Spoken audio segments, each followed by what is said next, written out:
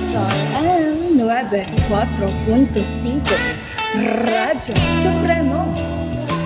Boses ng bayan sumasalamin sa katotohanan, pakinggan ang himig ng mga mamamayan.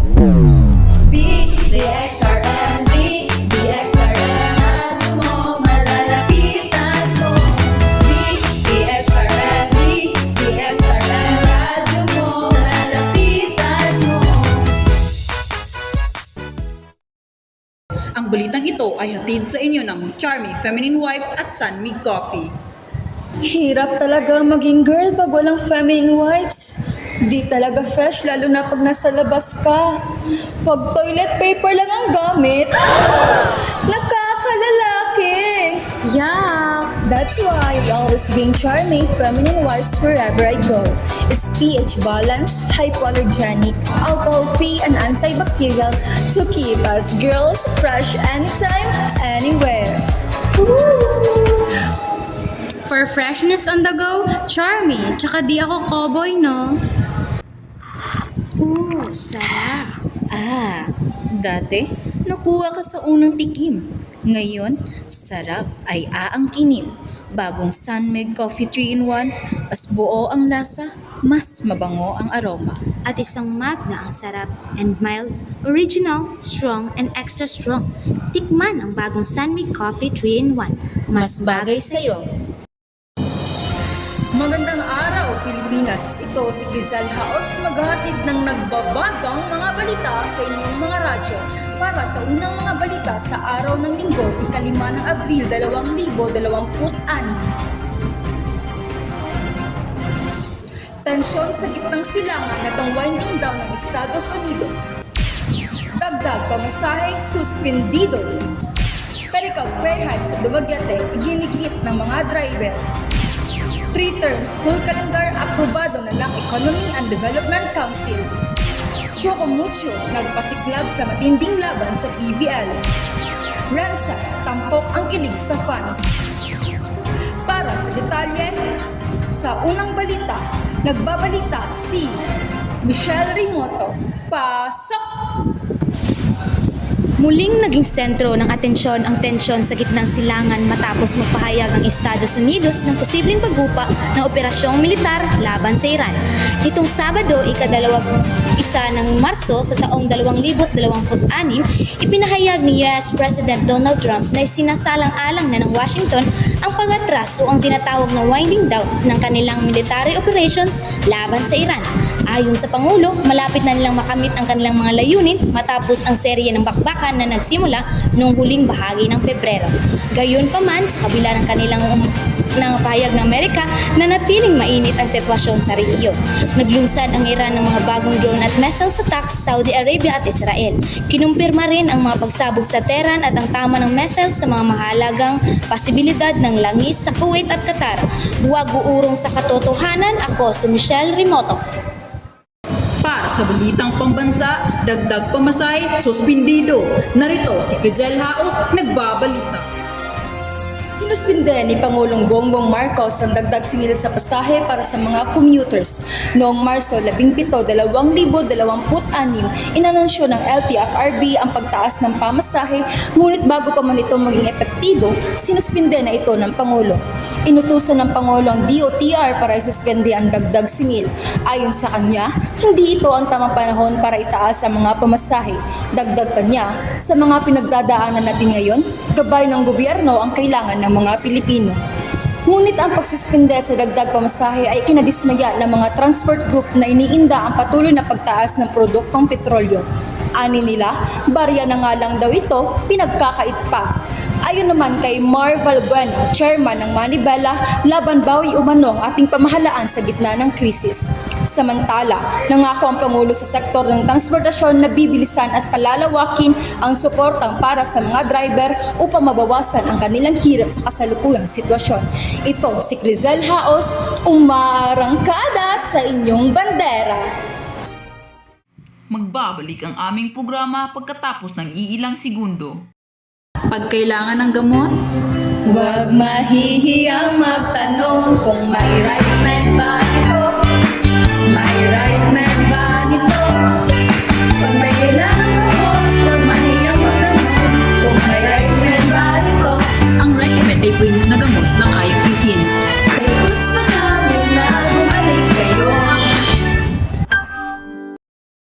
Sabi dati ni Lola, pag may sore throat, magmumug lang daw ako ng dinikdik na luya na hinalo sa tubig. Pero sabi rin dati ni Lola, magiging artista daw ako tulad niya. E di tingnan niyo ako ngayon, pamboses lang sa radyo. At least, hindi ko na pinoproblema ang sore throat kasi gumagamit kaagad ako ng Bactidol, the ultimate sore throat remedy from Pfizer. It heals, soothes, and protects recommended pa by doctors. O di ba nagsayang dati si Lola nung panahon niya? Nag-bolt.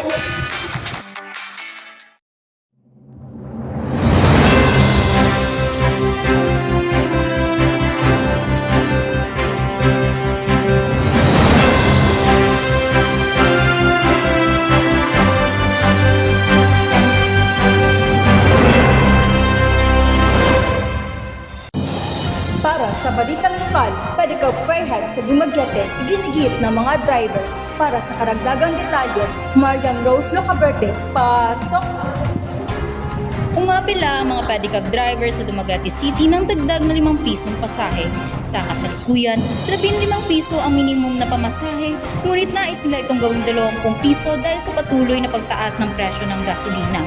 Ayon sa datos, umaabot na sa 61 piso hanggang 66 na piso kada litro ang gasolina at posibleng tumaas pa hanggang 80 piso. Dahil dito, malaki ang nabawas sa kita ng mga driver. Mula sa dating 700 piso kada araw, ngayon ay halos 400 piso na lamang matapos ang mahabang oras ng pamamasada. Ngunit hindi rin sang-ayon ng ilang pasahero.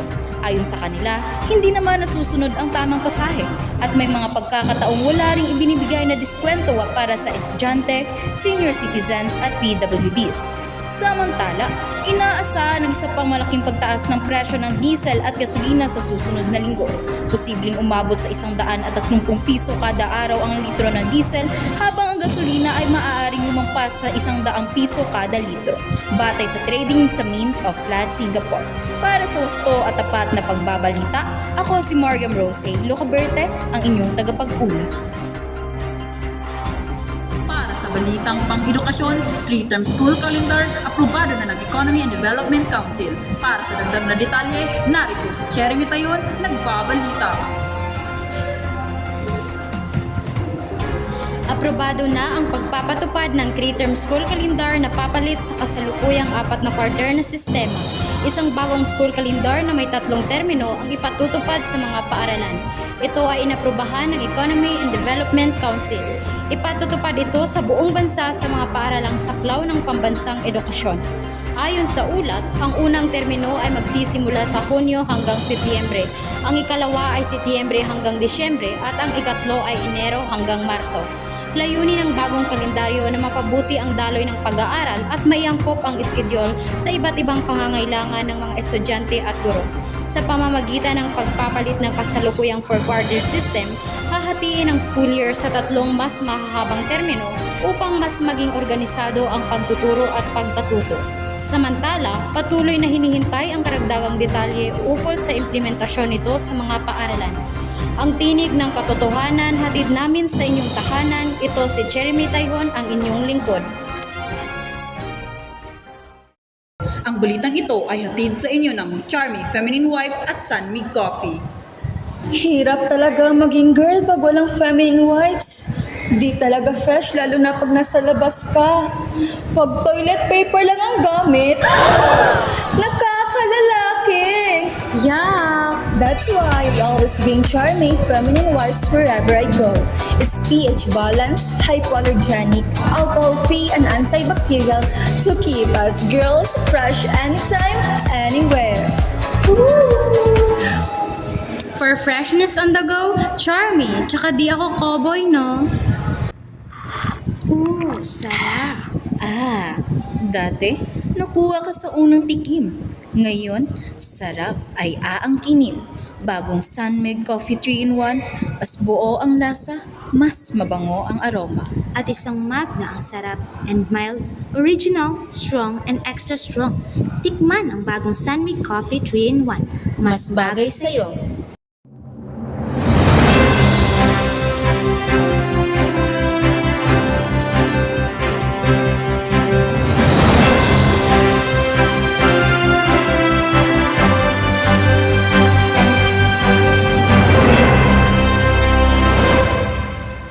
sa balitang pampalakasan, Choco Mocho nagpasiklab sa matinding laban sa PBL. Narito si Pedrita Yangguri nagbabalita.